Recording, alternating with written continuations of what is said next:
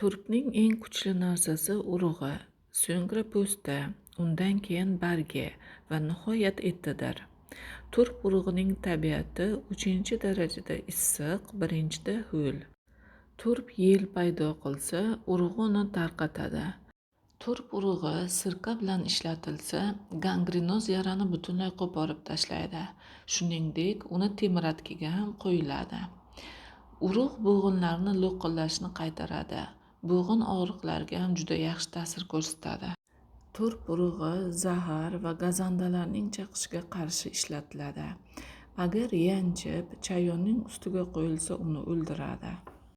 Turp urug'lari a'zolarda paydo bo'lgan qizg'ish qontalashga va boshqa yot ranglarga, zarbaning izlariga, sepkilga foyda qiladi.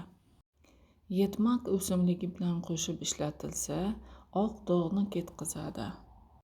Har kuni 2-3 grammdan turp urug'larini iste'mol qilinsa, radikulit, bo'g'im og'riqlaridagi lo'qillovchi og'riqlarni, teri qichishishini, pes kasalligini davolaydi, botlarni haydaydi.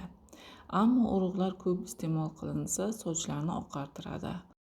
Urug'larning kunlik iste'mol me'yori 3,5 gramm.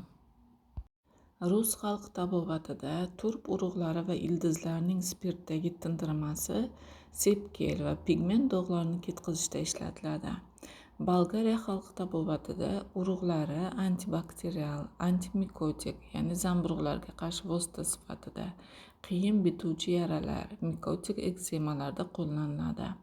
Xitoy xalq tabobatida yangi urug'lar qustiruvchi vosita sifatida, ich qotishlarni, surunkali traxeit va gipertoniyani davolashda qo'llaniladi. Ilmiy tibbiyotda turp urug'laridagi izotsionatlar sut bezi saratoni hujayralarini o'ldirishi aniqlangan. Salomatlik haqida ko'proq tavsiyalarni Telegram yoki Instagram kanalimda obuna bo'lib ko'rishingiz mumkin.